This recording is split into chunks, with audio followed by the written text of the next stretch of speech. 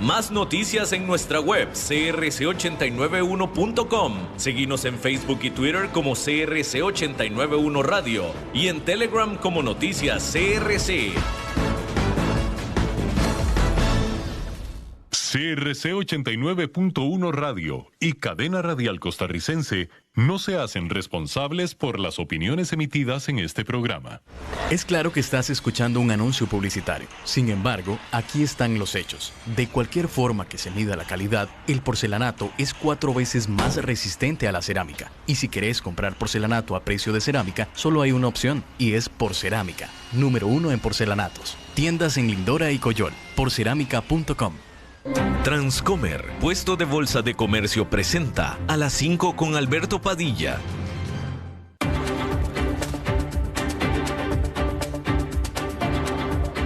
Inicia A las 5 con Alberto Padilla. Un programa diseñado con el objetivo de llevarte diariamente un tema de actualidad, acompañado siempre de reconocidos editorialistas, de lunes a viernes a las 5 de la tarde por CRC 89.1 Radio. A las 5 con Alberto Padilla. Hola, ¿qué tal? Saludos, bienvenidos a esta emisión de A las 5 con su servidor Alberto Padilla. Muchísimas gracias por estarnos acompañando, gracias por estar ahí. Le mando cálidos saludos desde la señal y las instalaciones de CRC 89.1 Radio en San José, Costa Rica, desde donde estamos transmitiendo hasta el punto en el tiempo y en el espacio en el que usted nos está escuchando, porque estamos saliendo en diferentes vías simultáneamente, por ejemplo en Facebook Live, en la página de este programa, A las 5 con Alberto Padilla. Estamos disponibles en el canal de YouTube de este programa. Estamos también en podcast en las diferentes más importantes plataformas para ello, como Spotify, Apple Podcast, Google Podcast y otras 5 importantes más. Aquí en Costa Rica, este programa que sale en vivo en este momento a las 5 de la tarde, se repite todos los días a las 10 de la noche aquí en CRC 89.1 Radio.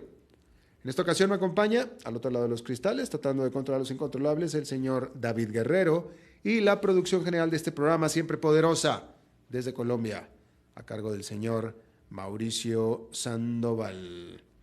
Bien, vamos a comenzar informándole que la secretaria de Comercio de los Estados Unidos, Gina Raimondo, se reunió en Beijing con el premier chino Li Qiang durante esta visita con el objetivo de mejorar las alicaídas relaciones comerciales y la trastabillante cooperación entre la primera y la segunda economía más grande del mundo. La secretaria del Comercio Rainondo, dijo que Estados Unidos quiere trabajar con China en asuntos incluyendo el cambio climático y la inteligencia artificial.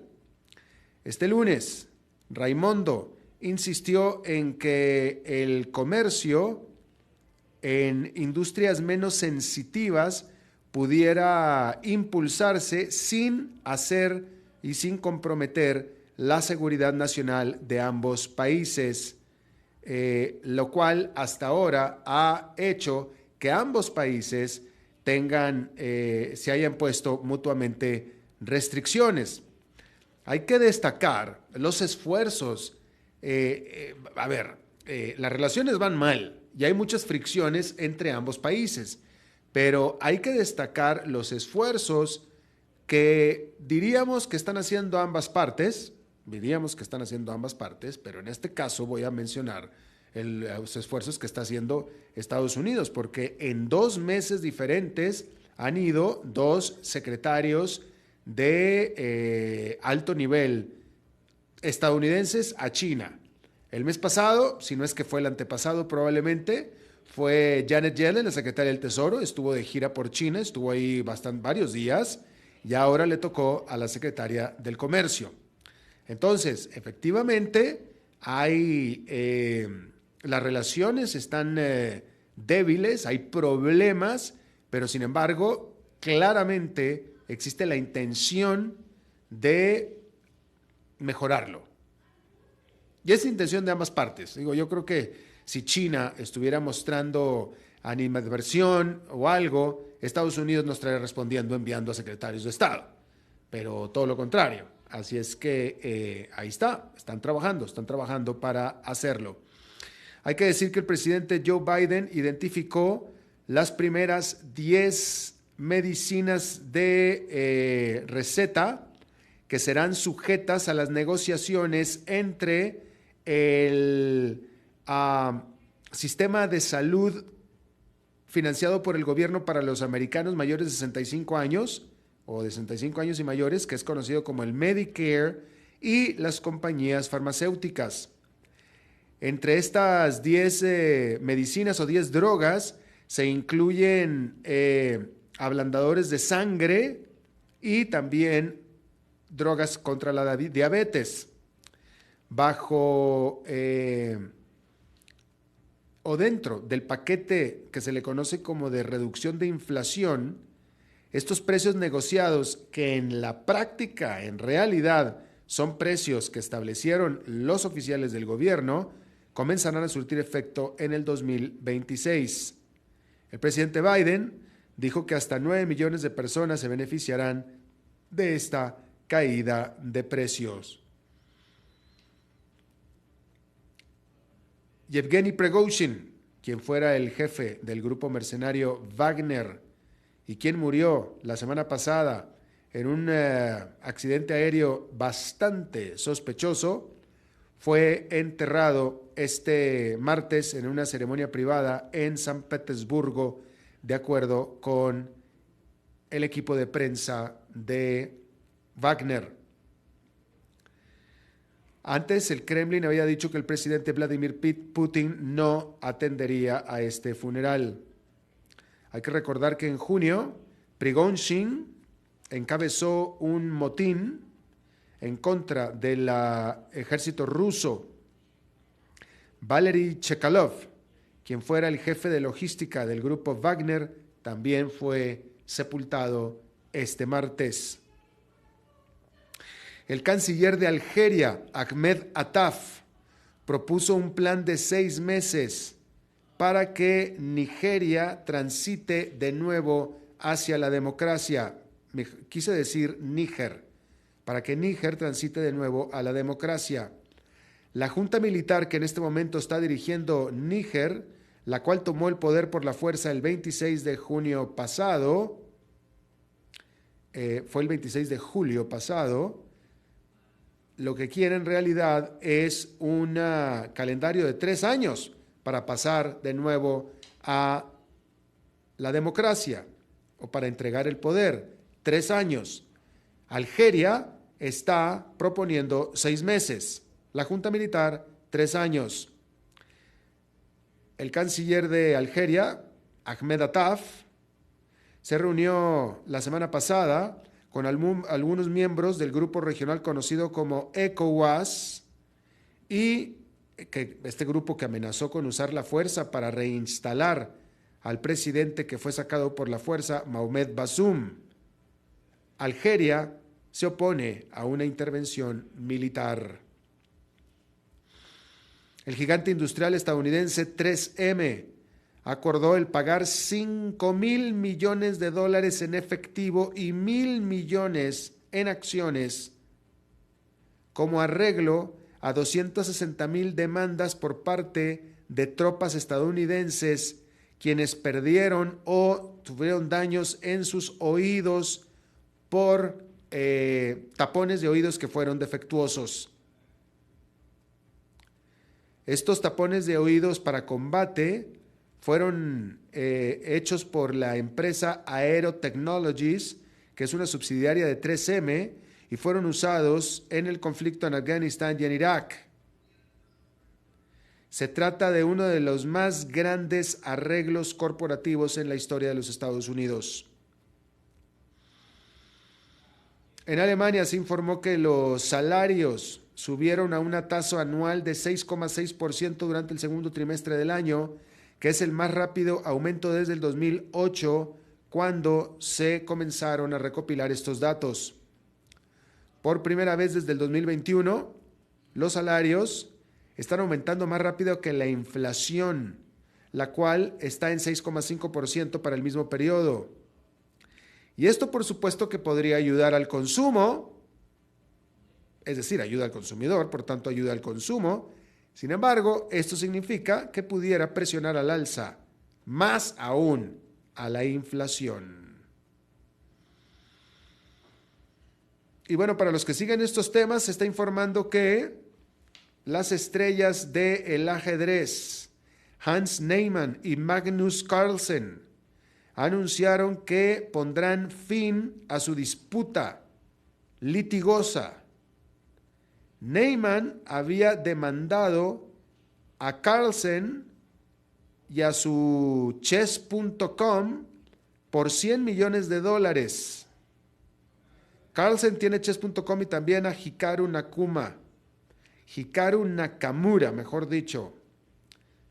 También fue demandado Hikaru Nakamura, que es streamer, y fueron acusados ellos de que habían ellos hecho trampa en una partida de ajedrez con Carlsen el año pasado. Este conflicto, esta pelea, llamó la atención mundial, sobre todo cuando se metió quien se metió, que fue Elon Musk. Y Elon Musk respaldó y retuiteó un rumor que no tiene fundamento de que Niemann había hecho trampa mediante el uso de una cadena de bolitas, una cadena de bolitas, literalmente, una cadena de bolitas vibrantes que vibraban insertadas dentro del recto de Niemann. Y de eso se sabe lo que derivó todo el escándalo. Y Elon Musk, que no sabe quedarse callado, se metió. Y eso fue lo que lo hizo mundial, este asunto. Bueno, pues ya se acabaron los chismes y ya se arreglaron y listo, no va a pasar nada. Ahí lo tiene usted. Bien, la tarde de este martes, en la oficina Oval en Washington, el presidente de Costa Rica se reunió con el presidente de Estados Unidos, Joe Biden. Si quiere usted saber los resultados de esta reunión, consulte a la prensa local de Costa Rica. Yo le voy a leer lo que The Economist escribió durante la mañana de este martes al respecto de esta visita que el presidente Rodrigo Chávez estaría por hacer a el presidente Joe Biden. Escribió The Economist: el presidente Joe Biden se reunirá con Rodrigo Chávez, su contraparte costarricense, este martes. Se espera que ambos líderes discutan sobre migración, sobre todo porque un cada vez mayor número de personas están cruzando desde Sudamérica y pasando a través de Costa Rica, camino hacia los Estados Unidos. Ambos países quieren hacer la migración más ordenada. Otro asunto en la agenda es China, y este será un poquito más espinoso. Estados Unidos teme que el alcance de las relaciones de China con los países de América Latina se está moviendo más allá del comercio y la inversión hacia la seguridad. Costa Rica en especial tiene una larga historia de trabajar con China. En el 2007 se convirtió en el primer país en Centroamérica en romper relaciones y reconocimiento a Taiwán. Desde entonces, algunos de sus vecinos han seguido a Costa Rica en lo propio. Sin embargo, Costa Rica también está preocupada de los riesgos de acercarse demasiado a China. Y uno de los objetivos de la visita del presidente Chávez a Washington es el asegurar a el presidente Biden justamente de eso. Eso es lo que escribe The Economist con respecto a la visita de Rodrigo Chávez a Joe Biden en la casa o en la oficina Oval este martes. Visita que ya a esta hora ya se concretó. Bien. hay que decir que también en Estados Unidos, quien fuera el líder del grupo supremacista blanco, conocido como Proud Boys. Proud Boys en español significaría los chicos orgullosos, que es este grupo supremacista, esta hermandad supremacista. Y decir que en enero 6 del 2021, cuando el asalto al Capitolio por parte de los Proud Boys, Enrique Tarrio, quien fuera el líder de los Proud Boys, no se encontraba siquiera en la capital de Estados Unidos. Sobre todo porque fue arrestado 2 días antes de que este grupo organizara el asalto al Capitolio. Sin embargo, en mayo pasado, un jurado halló a Tarrio responsable por organizar el esfuerzo de los Proud Boys de bloquear al Congreso para prevenir que certificaran los resultados de la elección presidencial.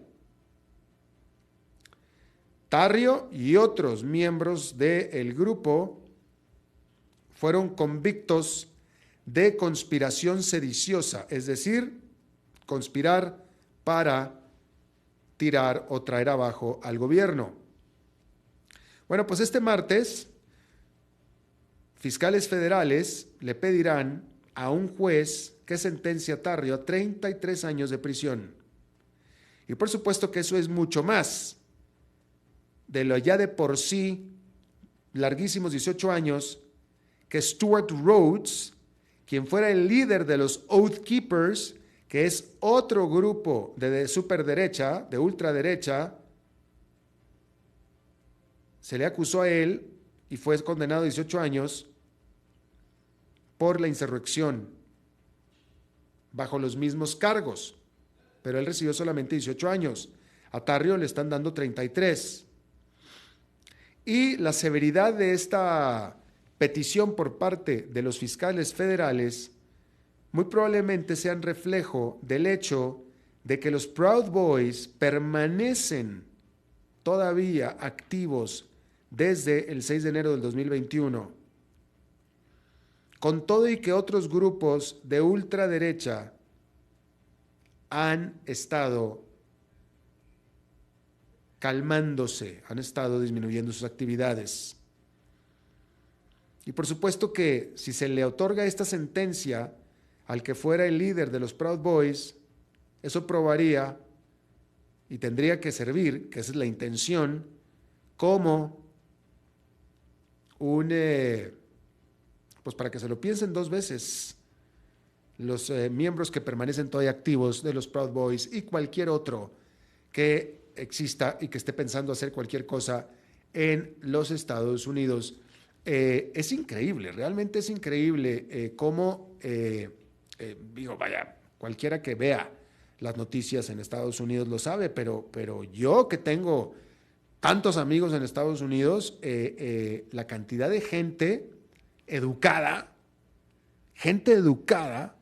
gente que debería de tener mayor conocimiento, cómo realmente, o sea, porque se cree mucho, se asume, y yo me gusta asumir a mí, cuando menos, que toda esta gente que cree que la elección de Joe Biden fue fraudulenta, se asume que son gente que no tiene mayor educación, gente que no tiene mayor acceso a los medios de información, gente que no tiene interés por conocer la verdadera verdad y por tanto gente que no tiene pues mucha formación, ¿no? Que en general yo creo que es verdad. Pero, hombre, yo tengo amigos que son verdaderamente gente educada y que lo creen, que verdaderamente lo creen. Ahora, uno puede creer lo que quiera, ¿no? Pero, hombre, cuando menos creerlo en contra del proceso electoral y todas las ha perdido. ¿Por qué las ha perdido? Porque no ha entregado pruebas.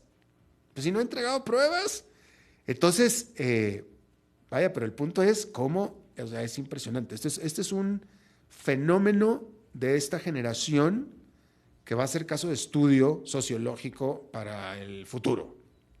Y está marcando un antes y un después, ¿no? De cómo Millones y millones y millones de personas creen lo que es una farsa. Y es una farsa simplemente porque no la pueden probar. No la pueden probar. Si no lo puedes probar, no existe. Tan sencillo como eso, no existe. ¿Sí? Ahora sí, cualquiera diría, bueno, yo puedo creer lo que yo quiera. Pues sí, sí puedes creer lo que tú quieras, pero el problema es que en esta creencia hay peligros escondidos. Bueno, no escondidos, no, hay peligros evidentes. Ahí tiene, por ejemplo, el asalto al 6 de junio, al 6 de enero, en el Capitolio. O sea, el problema es que el peligro es real. Y ahí están los grupos estos que son violentos, y ejercen violencia sobre algo de lo cual no tienen pruebas. Solamente es la pura pasión. Y es muy triste, muy peligroso. Y eso, cualquiera que tenga amigos en los Estados Unidos, lo ha de poder estar viendo. Y es triste, la verdad que es triste.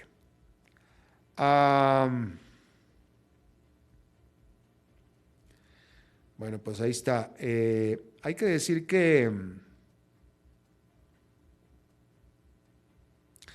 China, poco a poco, está volviendo a abrir apenas, está empezando a abrirse al turismo mundial. China ha sido uno de los países que más ha tardado en establecer la normalidad prepandémica en cuanto a las restricciones de viaje.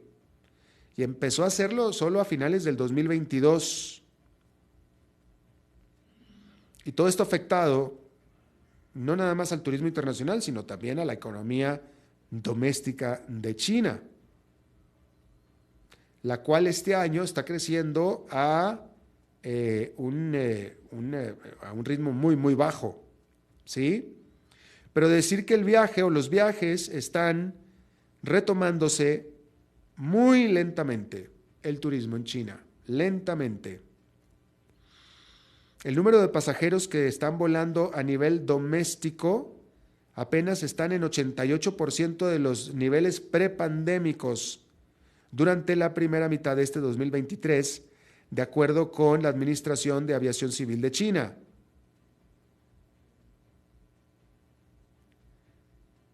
Entonces todavía no se llega, apenas va en el 88%. Sin embargo, hay que decir que la cantidad de chinos volando a lo que antes de la pandemia eran los destinos más populares en el sudeste asiático, se han estado recuperando mucho, mucho más lentamente. Por tanto, en esa región, en la cual el turismo chino era la base de la subsistencia, los negocios en todos esos destinos están todavía en graves problemas. Eso es lo que se está reportando. Y bueno, para los fanáticos de Apple, y aunque uno no fuera fanático de Apple, pero todo lo que Apple hace y dice es noticia, hay que decir que este martes Apple envió invitaciones para un evento de lanzamiento el 12 de septiembre y es ampliamente esperado que en este evento, en esta presentación, se lance el iPhone 15. Este es un evento que está invitando pues, principalmente a los medios de comunicación, a la prensa, en septiembre 12. Y vamos a ver qué es lo que trae de sorpresa el iPhone 15.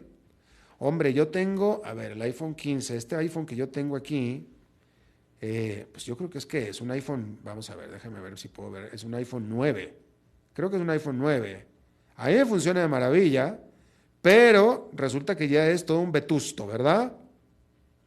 Creo que es, a ver, ¿qué es este iPhone? Vamos a ver, ¿qué es mi iPhone? Este es, es un iPhone 8, es un iPhone 8, a mí me funciona de maravilla, me encanta el tamaño, estoy muy contento con él, funciona espectacular. Sin embargo, y no le falla nada, pero estoy anticuado, soy un dinosaurio, porque es un iPhone 8. Ya iPhone va a presentar el 15. y muy probablemente pronto va a dejar de mandar actualizaciones a este vejestorio que tengo yo en la mano y que me funciona muy bien. Pero bueno, ahí lo tiene usted. También se espera que en ese evento vaya a presentar nuevos Apple Watches. Apple, con esta fama que tiene Apple de... O sea, usted, o los fanáticos de iPhone, de Apple, se van a comprar el iPhone 15. Lo van a comprar, que cuesta más que una computadora, pero bueno, se lo van a comprar, la último alarido en los teléfonos de Apple, todo para que el próximo año vaya a presentar el iPhone 16 y su iPhone 15 ya es un vetustorio mugroso que no sirve para nada. Y Apple es especialista en hacer eso. Pero bueno, para los interesados, este evento será puesto en streaming en el website de Apple. Esto será el 12 de septiembre y por supuesto que será gran noticia cuando suceda. Qué dichoso tener usted una empresa la cual cada cosa que usted haga automáticamente se convierte en promoción y en publicidad. No tiene usted que invertir gran cosa al respecto. Bien, hay que decir que allá en Nueva York esta fue otra jornada positiva más, con el índice industrial Dow Jones subiendo 0,85%, el Standard & Poor's 500 ganando 1,45% y el Nasdaq Composite subiendo 1,74%. Vamos a hacer una pausa y regresamos con nuestra entrevista de hoy. A las 5 con Alberto Padilla, por CRC 89.1 Radio. Ok, ya te has reído con nosotros, has aprendido con nosotros y nos hemos conocido más. Pero es hora de ponernos serios. El mejor momento para invertir fue hace 10 años y el segundo mejor momento para hacerlo es hoy. Entra a transcomer.com, convertite en un inversionista y transforma tu destino. Transcomer, puesto de bolsa de comercio. Construyamos juntos su futuro. Somos expertos en eso. Acueductos y Alcantarillados trabaja para ofrecerle más y mejores servicios. Con una inversión de más de $1,000 millones, la Ruta del Agua está agilizando la construcción de acueductos a nivel nacional para llevar agua potable a más de 1.300.000 personas. Y por medio de la ruta de saneamiento, se está impulsando la construcción de alcantarillados sanitarios que beneficiarán a más de 1.200.000 personas. AIA, haciendo que fluya el desarrollo. Es claro que estás escuchando un anuncio publicitario. Sin embargo, aquí están los hechos. De cualquier forma que se mida la calidad, el porcelanato es 4 veces más resistente a la cerámica. Y si querés comprar porcelanato a precio de cerámica, solo hay una opción, y es Porcerámica. Número 1 en porcelanatos. Tiendas en Lindora y Coyol. Porcerámica.com.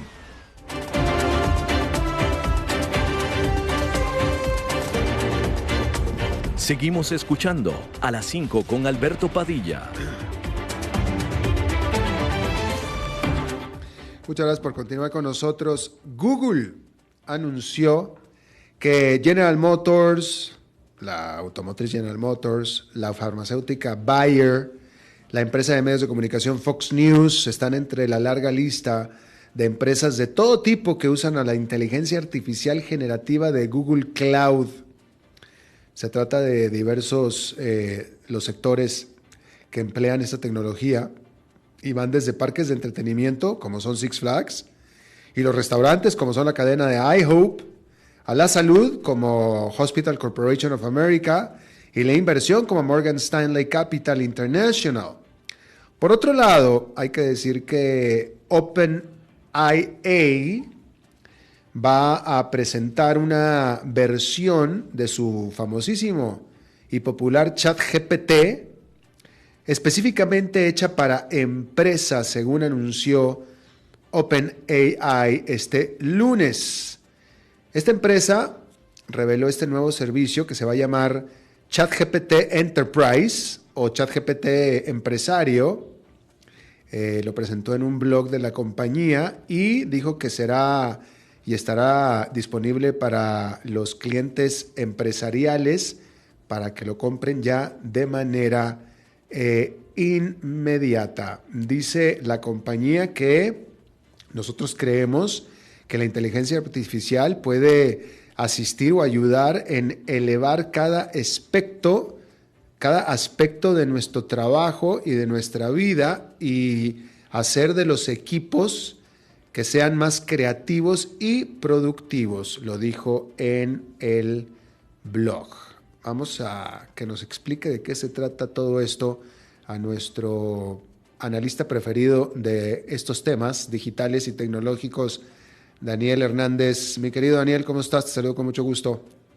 Hola Alberto, igualmente. A ver, yo creo que el día que yo use y me meta a ver realmente lo que es ChatGPT voy a poder entender bien estas cosas, pero por lo pronto no entiendo absolutamente nada. ¿Cuál es la diferencia entre el ChatGPT que conocemos ahora y este nuevo ChatGPT empresarial?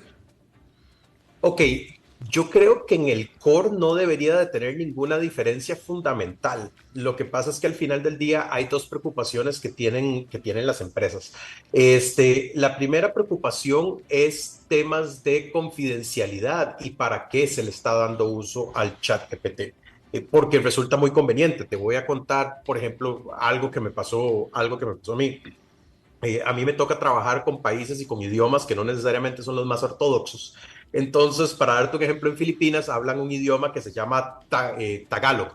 No se llama filipino, se llama Tagalog y pues no tiene absolutamente nada que ver con nosotros. Me pasaron una documentación de cosas que teníamos que aprobar, cosas que teníamos que entender y mi primer instinto fue agarrar el documento en Tagalog, meterlo en ChatGPT y decirle por favor traducirlo con contexto. ¿Okay? Entonces, inmediatamente ChatGPT me hace la traducción y me devuelve los insumos que tengo. Para responder al mismo correo, lo escribí en español, le pedí a ChatGPT que me lo tradujera a Tagalog, ¿ok? Y posteriormente le pedí a un compañero que es filipino y le dije, ¿puedes pegarle una revisadita a esto que se vea bien, ¿verdad? Que ChatGPT no haya cometido ningún gran error. Todo muy normal, la productividad muy bien, la transformación del mundo. Ahí la única implicación es que probablemente hubiéramos requerido un servicio de traducción que ya no requerimos, pero no vi nada malo en ese proceso. Al final del día, ¿qué fue lo que pasó? Que estaba alimentando información de la empresa o de nuestro giro de negocios o de nuestra estrategia dentro del modelo de ChatGPT, que aprende, que es predictivo y que evoluciona. Esa es la parte que tiene espantada a muchas de las empresas. Entonces, esa es la primera consideración. La segunda consideración que tenemos es que ChatGPT sigue sin estar integrado a los servicios que nosotros utilizamos. ¿A qué me refiero con eso? Yo tuve que agarrar la información, pasarla, copiarla, pegarla, volverla a traer, todo por aparte. Mientras que si empresas como Microsoft o como Google lo pueden agregar a Azure, lo pueden agregar a Google Docs o a Microsoft Office Suite, sería muchísimo más transparente. Entonces, por ahí es por donde pueden venir los dos principales temas de qué es lo que estamos viendo. Por lo que tú estás explicando, bueno, sí, es que este asunto está como que evolucionando o tiene potencial para evolucionar muchísimo, ¿no? Dentro de esta nota que estaba yo leyendo sobre la presentación de ChatGPT empresarial, se lee, dice esta nota, y yo quiero, te la leo a ti para que tú me expliques de lo que se trata, porque dice que, y creo que tiene que ver con lo que acabas de mencionar tú, dice, una multitud de salas de redacción en el mundo recientemente han inyectado un código a sus websites para bloquear a el crawler, que no sé qué es un crawler, de ChatGPT bot, para que no puedan hacer un scanning de sus plataformas para contenido. Entonces están citando a CNN, están citando a New York Times, a Reuters, a Disney, a Bloomberg, al Washington Post, a The Atlantic, Axios, Insiders, ABC News, ESPN y The Godmast, entre otros que han tomado este paso o esta medida para aislarse de lo que es OpenAI o ChatGPT. ¿De qué está hablando todo esto? Me suena que está hablando de lo mismo que estás hablando tú. Pues sí, vamos a ver. Por un lado, eso somos personas, lo que yo te describí, somos trabajadores que utilizamos ChatGPT. Pero por el otro lado, acuérdate que ChatGPT lo que está es absorbiendo toda la información que hay en Internet y entre más absorba, más aprende. Entonces tienen estas herramientas que se llaman crawler, que En la traducción en español sería algo que se arrastra, ¿no? Algo que anda ahí como arrastrando. Rastreros, exactamente, que andan dando vueltas por internet y andan jalando información y andan jalando bultos de información. Entonces, eso fue un poco la razón de por qué Elon Musk hace algunos meses cerró también la plataforma Twitter, porque él dijo, claro, le estoy haciendo millonaria a posibles competidores sacando toda esta información de texto de Twitter. Entonces, ¿qué es lo que le preocupa a CNN o qué es lo que le preocupa a una empresa como Reuters o como Associated Press? Que ChatGPT aprenda el estilo periodístico en prensa escrita que tienen sus periodistas. Cómo publicar una nota, qué decir, qué no decir, cuáles son los temas importantes y que se vuelva muy inteligente y lo saque del negocio. Entonces, por eso es que ellos bloquean estos crawlers y ya no dejan que se extraiga la información. Esto ha sido un gran problema desde hace muchísimos años. Lo vimos con el escándalo de Cambridge Analytica, hasta el 2016 o hasta el 2017, corregime con la fecha, cuando fue el tema de Brexit. Todavía uno podía entrar a Facebook y hacer extracciones de información y extracciones de datos de todos los perfiles personales. Muchas empresas los tenían en crawlers que simplemente nada más estaban dando vueltas y estaban sacando información. Entonces, también es un tema de propiedad intelectual. ¿Ok? Ustedes, los medios de comunicación, o nosotros aquí en los medios de comunicación, debería decir, producimos contenido que tiene que ver y que es propiedad intelectual de o la persona que lo está produciendo o del medio de comunicación. Y que esto alimente la base de datos de ChatGPT, para llamarlo de alguna u otra forma, se convierte en una brecha de esa propiedad intelectual porque no tienen derecho de uso. Bien, y luego ahora estoy leyendo una nota que salió a mediados de julio, es una nota de varias semanas, a mediados de julio, que está citando a un estudio de la Universidad de Stanford y dice el titular: en solamente unos meses, ChatGPT pasó de correctamente responder un problema matemático simple en un 98% a solamente el 2% ahora. Sí, yo no sé si yo en algún momento he contado al aire la anécdota de AlphaGo. Está este juego que se llama Go, que es un juego de pelotitas mucho más complejo que el ajedrez, que era como la última frontera o fue la última frontera de la inteligencia artificial durante muchísimos años. En el 97, 98, Kasparov pierde contra Big Blue de IBM, ¿okay? Pero lo pierde a punta de procesamiento lineal. El ajedrez, las computadoras lo pueden ganar a punta de procesamiento lineal. Nada más tienen que ser rápidas y hacer las ecuaciones muy rápidas y calculan la línea que más probabilidad le da. Con Go, el juego, no se podía hacer lo mismo. Entonces, AlphaGo ganó por primera vez, de paso, AlphaGo de Google, ganó por primera vez a un campeón del mundo en el 2015 o 2016. Pasaron casi 17 años para que una computadora pudiera ganarle al campeón mundial de AlphaGo. E hizo una movida que nadie se esperaba que hiciera. Era una movida contraintuitiva totalmente, pero 100% brillante. ¿A qué voy con esta historia? No me salí por la tangente. Es cuando los ingenieros o los programadores quieren ir a entender por qué AlphaGo tomó esa decisión, se dieron cuenta que iban a necesitar algo así como 400 años hombre para poder entender todas las derivaciones que hizo AlphaGo para llegar a ese movimiento. O sea, esencialmente estamos hablando de que los modelos de inteligencia artificial se convirtieron en modelos caja negra. ¿Okay? No tenemos la capacidad computacional como seres humanos para entender o para revisar todo lo que están haciendo. Volviendo a tu pregunta, ¿qué es lo que está pasando? Por tratar de optimizar el ChatGPT 4.0 versus la versión 3.5, arreglaron una cosa, pero desacomodaron la otra. ¿Okay? Entonces, todavía no saben qué es lo que está haciendo y como son modelos caja negra, que lo único que pueden hacer es entrenar. ¿Okay? Yo a ChatGPT, para decirlo de forma coloquial, no le puedo decir qué hacer. Imagínate que estás hablando con tu hijo de 3 años o con tu hija de 3 años. Le podés explicar y le podés dar instrucciones, pero que el chiquito tenga caso no es necesariamente lo que va a suceder. Con ChatGPT les pasa lo mismo. Entonces empezaron a entrenar a ChatGPT en una dirección y no se dieron cuenta que eso estaba causando repercusiones en otra dirección. Y verdaderamente, como como humanidad en general no tenemos experiencia en ninguno de estos temas. Bueno, y precisamente me acabas de dar pie a la pregunta que estaba meditando hacerte.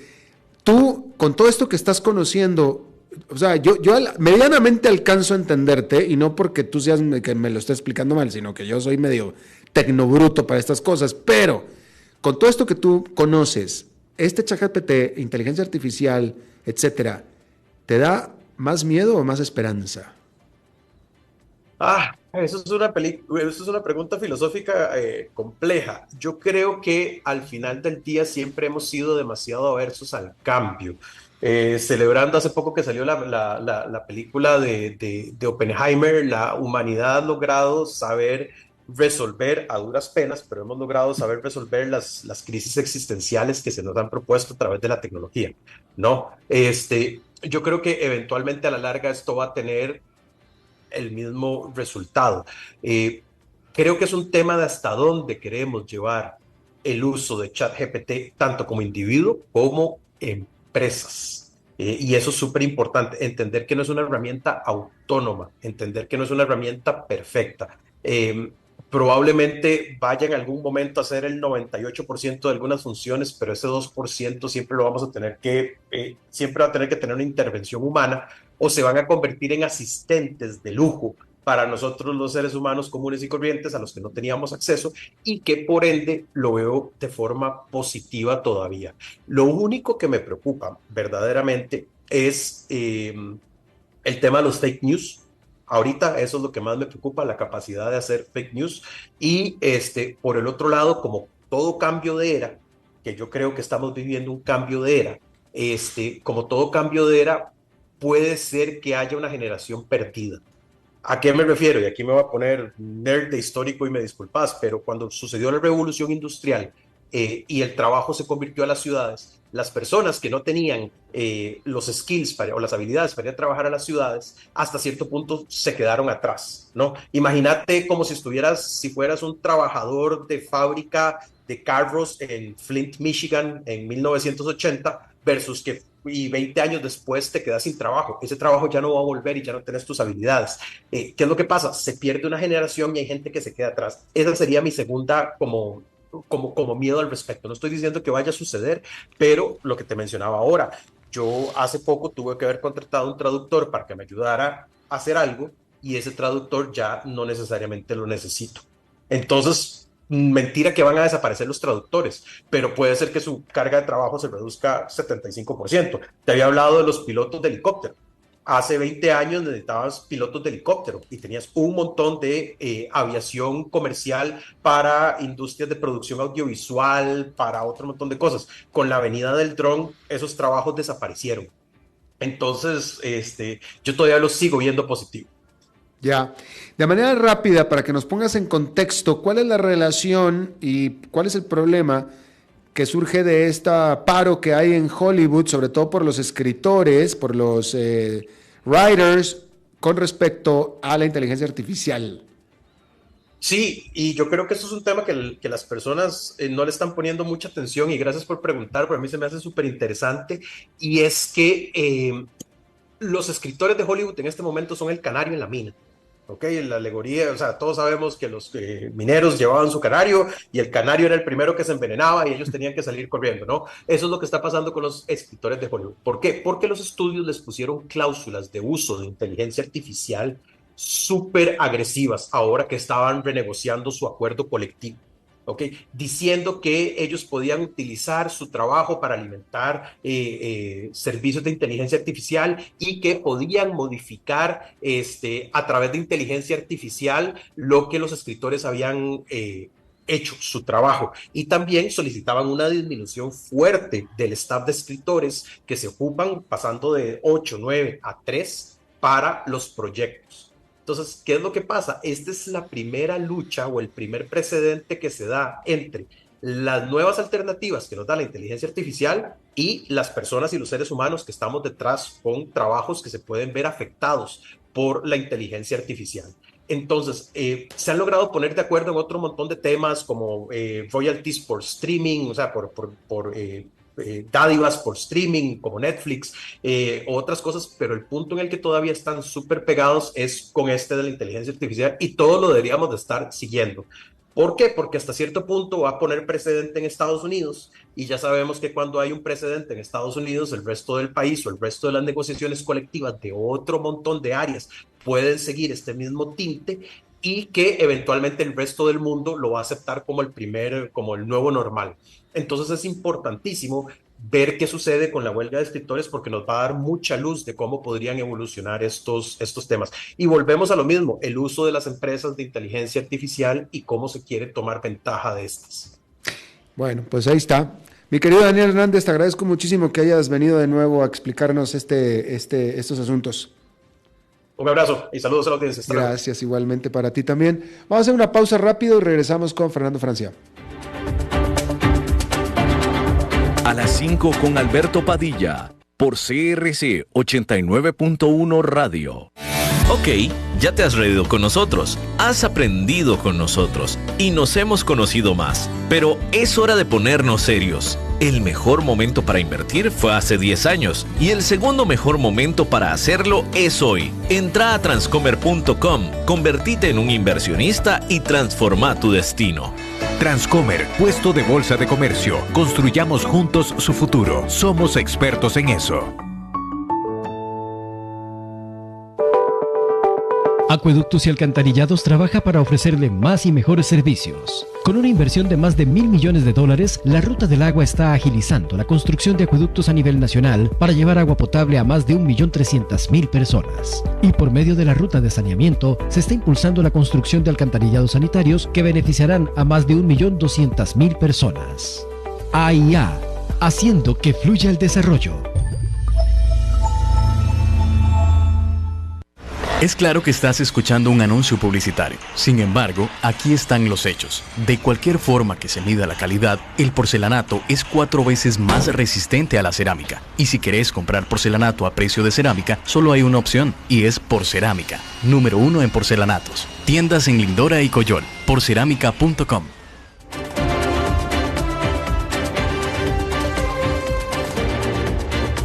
Seguimos escuchando a las 5 con Alberto Padilla. Bueno, como cada martes tenemos la participación, el segmento de nuestro buen amigo y colega Fernando Francia. Fernando. ¿Qué tal, Alberto? Qué gusto saludarte. Gracias. Y estar en sintonía. Igualmente, adelante, mi querido. Ya te oigo mucho mejor que la semana pasada, estábamos los dos medios. Yo creo que yo estoy peor todavía. Bueno, pues salud entonces. Gracias. Por allá. Hoy ha estado surgiendo, estos meses ha estado surgiendo un tema complejo en Costa Rica, que no es nuevo para nada, pero que vale la pena ponerle atención. ¿Cuánto gastás y en qué gastás? ¿Qué deudas tenés? ¿Qué créditos? En definitiva, ¿qué haces con tu dinero? ¿Te parecen que son datos personales? ¿Que es información que solo vos mismo deberías tener? Estos datos, junto con tu expediente médico, tus convicciones políticas o religiosas, tu orientación sexual, o hasta tus pensamientos y costumbres, son datos, al final, datos, ¿sí? Hasta ahora, pues, estaban en resguardo de tu intimidad en general, ¿no? En Suecia, un país que ya casi no se utiliza el efectivo como forma de pago, las autoridades tuvieron acceso a las transacciones bancarias de una persona que vendía droga de forma ilícita, obviamente, y muchas personas famosas de la farándula, el deporte y la política aparecieron en esa lista de transferencias a esa persona. Pero más allá de la normativa sobre venta y compra de estupefacientes, resulta que hasta ahora hemos vivido con nuestra información sensible de forma privada. El debate viene encendiéndose desde hace años con la forma en que utilizamos las redes sociales, por ejemplo, y cómo las empresas detrás de esas redes lucran con esa información. Desde 2016, y tras el proceso impuesto sobre Facebook, ¿verdad? Ahora Meta, se limitaron algunos de los datos de las personas usuarias que esta empresa compartía con terceros, vendiéndolas en la mayoría de los casos. El debate entre 2022 y 2023 en Costa Rica, y candente en estos días, por cierto, se centra en la información crediticia y de transferencias bancarias, porque el Banco Central de Costa Rica ha solicitado a diversas instituciones los datos asociados a la identidad de las personas que realizan facturas electrónicas o que tienen deudas con entidades financieras. Por un lado, tributación, la Dirección General de Tributación del Ministerio de Hacienda sí entregó estos datos sin anonimizar de facturas. Pero por otro lado, la Superintendencia General de Entidades Financieras se negó a entregar los datos apegados a los números de cédula de las personas. ¿Debería el Estado tener toda tu información privada asociada a tu nombre sin tu consentimiento? ¿Te parece razonable que el Estado se inmiscuya de esa manera en tu vida privada? ¿Estás dispuesto a que cada transacción que realices la vean con nombre, apellido y hasta número de cédula y sus lugares de emisión y recepción las autoridades? ¿Por qué? En la prensa ya circulan que hay interpuestos recursos de amparo ante la Sala Constitucional y otras instancias sobre esos pedidos de información del Banco Central de Costa Rica. En lo constitucional, el recurrente alega que la entrega de información crediticia a funcionarios públicos no autorizados puede acarrear peligrosas consecuencias de seguridad personal y violar la privacidad con relación a los asuntos personales. El Banco Central, por otro lado, afirma que datos de deudores con identificación son necesarios para cumplir con metas del FMI y que sin esa información se generarían estadísticas sobre el cambio climático menos confiables. O que posibles irregularidades no podrían ser detectadas, dicen también en el Banco Central. Pero esto, que parece sencillo, puede ser, no te digo un portillo, un pasillo por donde continúe la fuga de información sensible y confidencial de la ciudadanía a diversas entidades y ser el puntapié, ya no inicial, sino de seguida, del famoso gran hermano que postulaba a George Orwell en su novela 1984. Un Estado que todo lo sabe, todo lo conoce y que nada se le escapa y que podría actuar en contra tuyo ante cualquier situación. Y ya sabemos cómo actúan quienes tienen a su cargo instituciones públicas cuando hay personas o situaciones incómodas en algunos lugares. En muchos países no muy lejanos, esa información es utilizada hoy para perseguir adversarios políticos, eliminar a quienes piensan distinto.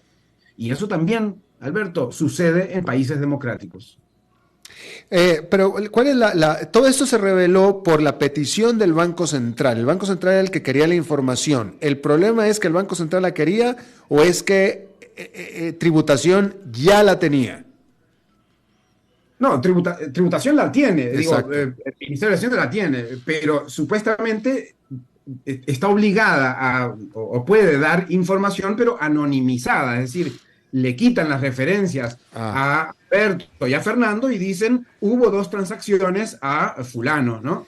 Bueno, a fulano no, hubo 2 transacciones en determinado sentido, ¿no? Pero no dicen ni de quién ni a quién, pero se usa para la estadística general de los movimientos bancarios, para calcular el Producto Interno Bruto, para un montón de cuentas nacionales, digamos, pero de forma anónima. Ahora, el Banco Central las pide con datos de las personas y su jefe no las quiere dar, porque entiende que son datos sensibles. Ahora, hay una especie de portillo en la ley que se indica cuáles son los datos sensibles y no está exactamente los datos de transferencias bancarias con esos nombres, obviamente, porque no se legisla así tan fino, sino que está datos que puedan ser sensibles a la seguridad personal o de la familia. Bueno, pero ahí queda siempre, como siempre en los asuntos en las ciencias sociales, y el derecho es una ciencia social en definitiva, siempre queda a nivel de interpretaciones. Y ahí algunos interpretan, como Rocío Aguilar de la SUGEF dice, si yo doy esto puedo ir a la cárcel, porque hay cárcel para quien difunde datos sensibles de la población. Y el Banco Central le sigue exigiendo, incluso la Procuraduría General de la República, que es el abogado del Estado, ha dicho, interpretando desde su visión las leyes, que sí debería entregarlos. Entonces estamos en un momento bien complejo porque así empieza pues que claro, el Estado conozca todas tus intimidades, Alberto. Y esta es la primera vez que el Banco Central solicita este tipo de datos, primera pregunta. Y segunda pregunta, ¿el Banco Central es autónomo? ¿Que no? Sí, el Banco Central es autónomo, pero bueno, las autonomías ya sabes hasta dónde llegan, ¿no? Porque al final pues son personas que dirigen las instituciones y personas con ciertas afinidades. No estoy hablando en el caso particular de hoy del Banco Central, por supuesto, pero y sinceramente no sé si es la primera vez, pero pues ahora se empieza a escuchar este ruido. Supongo que, porque bueno, por un lado pareciera que el FMI pide cierto tipo de cosas, aunque... ¿FMI o OCDE?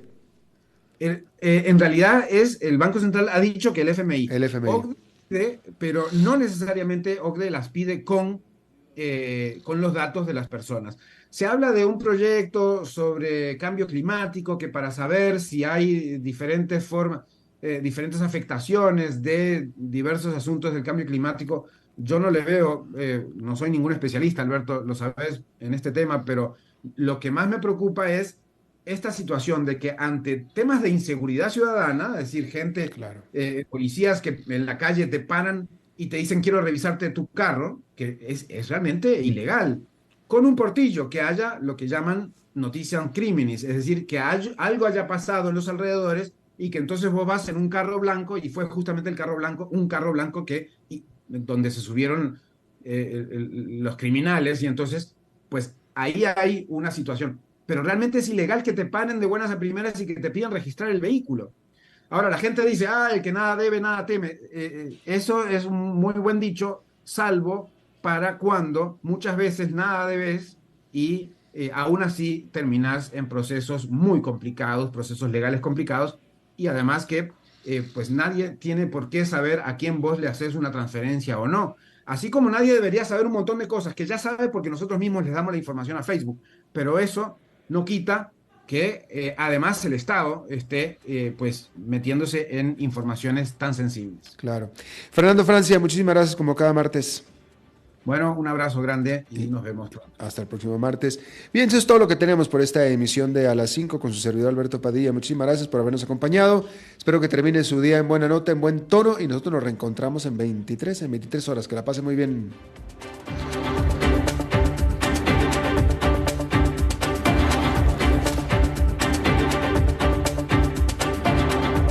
Concluye A las 5 con Alberto Padilla.